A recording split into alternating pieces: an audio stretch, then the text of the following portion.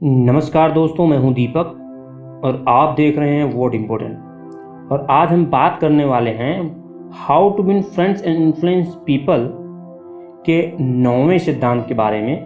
दोस्तों, इस सिद्धांत में लेखक आपको बताते हैं किस तरह लोगों को तत्काल आकर्षित किया जा सकता है।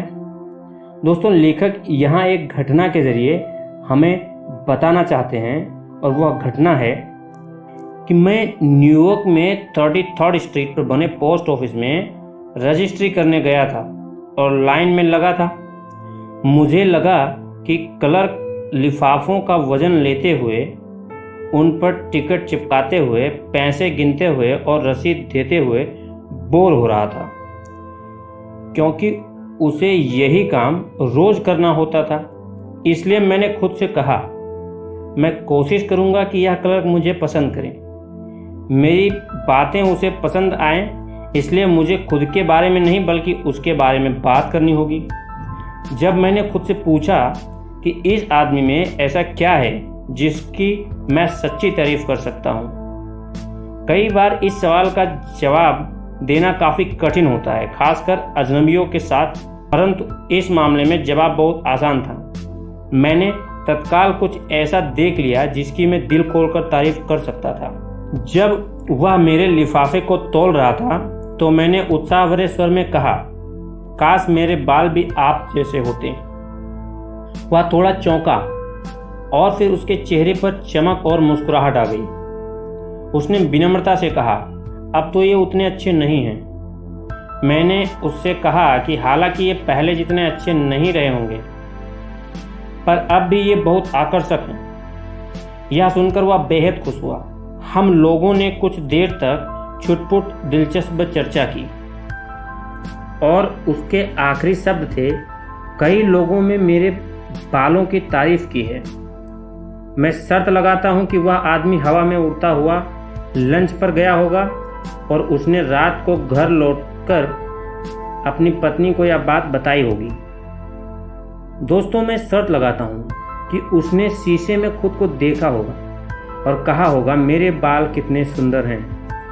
मैंने एक बार लोगों को यह कहानी सुनाई और बाद में एक व्यक्ति ने मुझसे यह सवाल पूछा, आप उससे क्या हासिल करने की कोशिश कर रहे थे? मैंने उससे क्या हासिल करने की कोशिश कर रहा था मैं उससे क्या हासिल करने की कोशिश कर रहा था। अगर हम इतने ज़्यादा स्वार्थी हो जाएं कि हम सामने वाले से बिना कुछ लिए उसे जरा भी खुशी या तारीफ भी नहीं दे सकें, तो हमारी आत्माएं सड़े हुए सेब की तरह सिकुड़ चुकी हैं और हमें निश्चित रूप से असफल हो जाना चाहिए। और हाँ, मैं उससे कुछ हासिल करना चाहता था। मैं उससे एक अमूल्य चीज़ हासिल करना चाहता और जो मैं चाहता था वह चीज़ मुझे मिल भी गई। मैं चाहता था कि मैं उसे खुश कर दूं, कि मैं बिना कुछ मिलने की आशा के उसे कुछ दे सकूं। यही वह भावना है जो घटना के बीत जाने के बाद हमारी यादों में लंबे समय तक बनी रहती है और मधुर स्वर में गुनगुनाती है। दोस्तों, मानव व्यवहार का एक बहुत महत्वपूर्ण नियम है। अगर हम उस नियम का पालन करेंगे तो हम कभी मुश्किल में नहीं फंसेंगे। वास्तव में अगर हम उस नियम पर चलेंगे तो हमारे पास अनगिनत दोस्त होंगे और हम हमेशा खुश रहेंगे। दोस्तों, परंतु जिस पल हम उस नियम को तोड़ेंगे उसी पल से हम बहुत सारी मुश्किलों में फंस जाएंगे। यह नियम है, हमेशा दूसरे व्यक्ति को महत्वपूर्ण अनुभव कराएं। जैसा हम पहले ही देख चुके हैं, जॉन डुई ने कहा है कि महत्वपूर्ण बनने की इच्छा मानव स्वभाव की सबसे महत्वपूर्ण इच्छा है। विलियम जेम्स ने कहा था, हर मनुष्य के दिल की गहराई में यह लालसा छुपी होती है कि उसे सराहा जाए। जैसे मैं पहले ही बता चुका हूँ कि यही लालसा हमें जानवरों से अलग करती है। यही लालसा मानव सभ्यता के विकास का कारण है। दोस्तों, ईसा मसीह ने इस नियम को एक विचार के रूप में संक्षेप में कहा था, जो शायद दुनिया का सबसे महत्वपूर्ण नियम है। दूसरों के साथ वही करो जैसा तुम चाहते हो कि वे तुम्हारे साथ करें। दोस्तों, आप चाहते हैं कि आपसे मिलने जुलने वाले लोग आपकी तारीफ करें। आप चाहते हैं कि आपकी प्रतिभा को पहचाना जाए। आप चाहते हैं कि आप अपनी छोटी सी दुनिया में महत्वपूर्ण बने। आप सस्ती चापलूसी या झूठी तारीफ नहीं सुनना चाहते। परंतु आप सच्ची प्रशंसा अवश्य सुनना चाहते हैं। आप चाहते हैं कि आपके मित्र और सहयोगी, जैसे चार्ल्स शॉप्स ने कहा था, आपकी दिल खोलकर तारीफ करें और मुक्त कंठ से सराहना करें। हम सभी यह चाहते हैं। इसलिए हमें स्वर्णिम नियम का पालन करना चाहिए और दूसरों को वही देना चाहिए जो हम उनसे अपने लिए चाहते हैं। कब, कैसे, कहाँ? जवाब है हर समय, हर जगह पे। दोस्तों, हम एक और उदाहरण लेते हैं। हॉल कैन के उपन्यास 20वीं सदी के शुरू में बहुत लोकप्रिय हुआ करते थे। उनकी पुस्तकें क्रिश्चियन, द डिमस्टर, द मैक्समैन इत्यादि बेस्ट सेलर बन चुकी थी। करोड़ों लोग उनके उपन्यास पढ़ा करते थे। वे एक लोहार के पुत्र थे। उन्हें जिंदगी के 8 साल तक ही पढ़ने का अवसर मिला, परंतु जब उनकी मृत्यु हुई तो वे अपने समय के सबसे अमीर साहित्यकार थे। कहानी इस तरह है। हॉल कैन को सोनेट और ब्लड प्रिय थे, इसलिए उन्होंने दांते गैब्रिएल रासोटी की सारी कविताएं पढ़ी थीं। यही नहीं, उन्होंने रासोटी की साहित्यिक उपलब्धियां और योगदान पर एक प्रशंसात्मक लेख भी लिखा और रासोटी को इसकी एक प्रति भेजी। रासोटी उसे पढ़कर गदगद हो गई।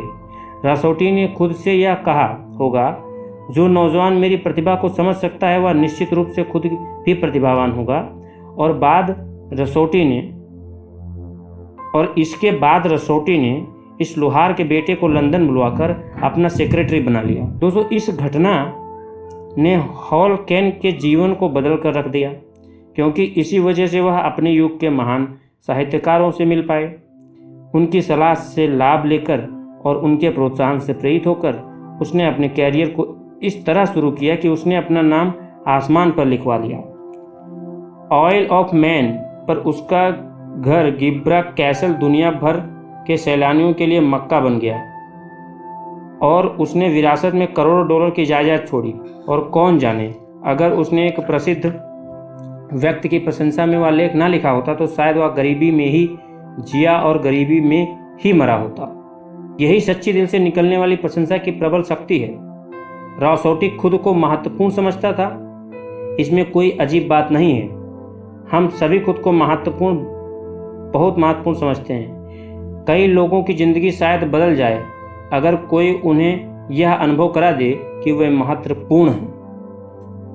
दोस्तों, ब्रिटिश साम्राज्य पर शासन करने वाले सबसे बुद्धिमान व्यक्ति में से एक डिज़रायली ने कहा था, लोगों से उनके बारे में बात कीजिए और वे घंटों तक आपकी बातें सुनते रहेंगे।